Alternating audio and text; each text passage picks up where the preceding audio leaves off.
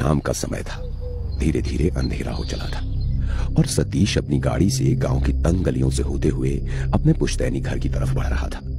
उसके पिताजी की अचानक मृत्यु हो गई थी और वो अब उनके अंतिम संस्कार के लिए शहर से गांव आया था। गांव की खामोश हवाएं उसे डरावनी लग रही थी, मानो कोई अदृश्य ताकत उसके पीछे पीछे चल रही हो। जैसे ही वो घर के पास पहुंच रहा था, उसे रोने की आवाजों की बजाय कुछ मंत्रों की आवाजें सुनाई देने लगी। वो गाड़ी से उतरा।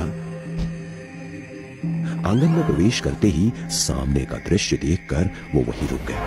आंगन में उसके घर के सदस्य और कुछ गांव के लोग मौजूद थे।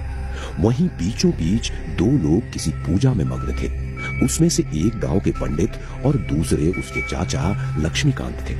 लक्ष्मीकांत गांव के रस्म रिवाजों के काफी अनुयायी थे, इसलिए सतीश की उनके साथ ज्यादा जमती नहीं थी। पूजा में 5 गुड़ियों को लेकर कोई क्रिया चल रही थी।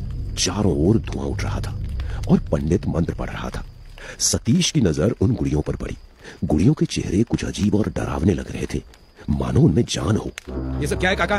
पिताजी की मृत्यु हो चुकी है, हम पर इतना दुखों का पहाड़ टूट पड़ा है और आप यहाँ ये सब ड्रामा कर रहे हैं। उसके चाचा लक्ष्मीकांत उसकी बातों से भड़क गए। ये कोई ड्रामा नहीं है सतीश, जबान संभाल कर बात करो।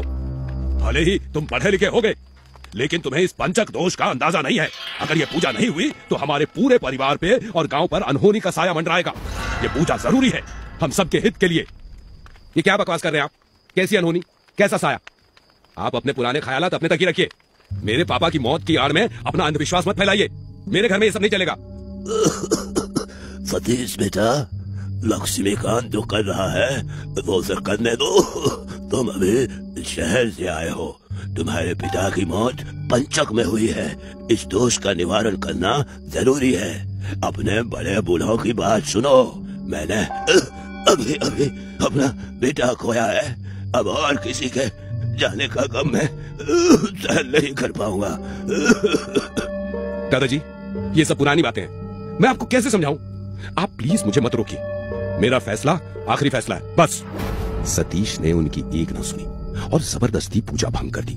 पंडित भी हड़बड़ा कर वहां से चला गया और लक्ष्मीकांत की आंखों में गुस्सा और भय दोनों झलकने लगे।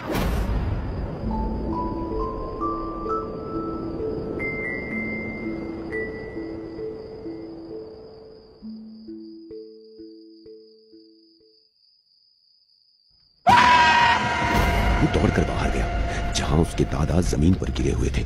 उनके सीने में तेज दर्द हो रहा था।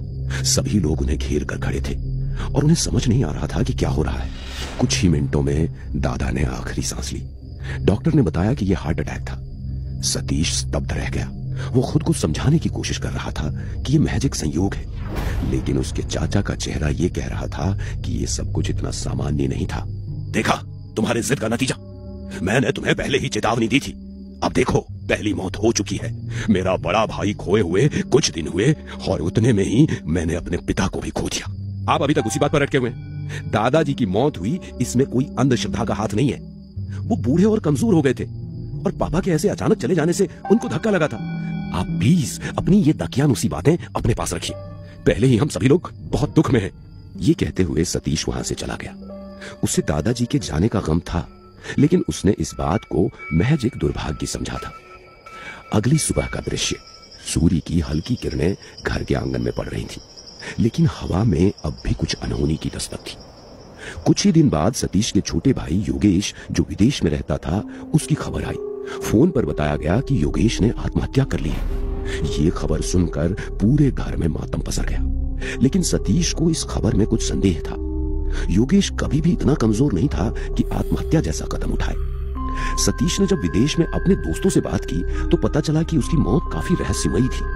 उसके कमरे में कोई सुसाइड नोट भी नहीं मिला था। उसकी मृत्यु की स्थिति भी काफी संदिग्ध थी, लेकिन पुलिस ने इसे आत्महत्या का मामला करार दिया था और इन सब मौतों के लिए उसके चाचा सतीश को जिम्मेदार मानने लगे।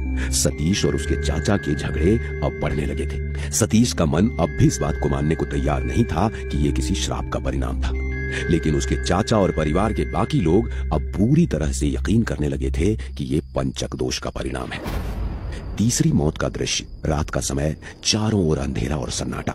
हवा में अजीब सा भारीपन महसूस हो रहा था। सतीश के पिता के एक पुराने दोस्त सुरेश अंकल जो गांव में रहते थे, अचानक उनके साथ एक भयावह घटना घट गई। एक रात सुरेश अंकल जब अपने घर जा रहे थे तो रास्ते में उनके ऊपर चोरों का हमला हुआ और चोर उनको वहीं मरता हुआ छोड़कर भाग गए। वहीं तड़पते हुए उनकी जान चली गई। ये घटना पूरे गांव में सनसनी मचा गई थी। अब तक सतीश भी विचलित हो चुका था। ये 3 मौतें किसी श्राप जैसी ही लग रही थी, लेकिन उसने अब भी इस अंधविश्वास पर पूरी तरह विश्वास नहीं किया था। वो खुद को समझा रहा था कि ये महज संयोग है, लेकिन उसे अंदर से डर लगने लगा था कि कहीं ये सच ना हो। अगली सुबह हल्की बारिश हो रही थी। गांव में धुंध छाई हुई थी और घर में मातम का माहौल था। कुछ ही दिनों बाद सतीश के पड़ोसी जो हमेशा उनके परिवार के करीब रहे थे, उनकी भी मौत हो गई। ये मौत भी अजीब परिस्थितियों में हुई। वो अपने घर में सो रहे थे और रात के वक्त अचानक उन्हें सांस लेने में तकलीफ होने लगी। डॉक्टर ने बताया कि ये एक असामान्य तरह की सांस की बीमारी थी, लेकिन पूरे परिवार को ये महसूस हो रहा था कि ये भी उसी श्राप का हिस्सा है। अब सतीश के मन में भी डर पनपने लगा था। उसे लगने लगा था ये सारी घटनाएं किसी प्राकृतिक घटना का परिणाम नहीं है, बल्कि कोई अदृश्य शक्ति उनके परिवार को निशाना बना रही है। रात का दृश्य सतीश के चेहरे पर घबराहट साफ दिख रही थी। घर के अंदर अजीब सी हलचल हो रही थी, जैसे दीवारों में कुछ फुसफुसा रहा हो। उसे अपने फैसले पर संदेह होने लगा था। घर में भी कोई एक दूसरे से ठीक से बात नहीं करता था।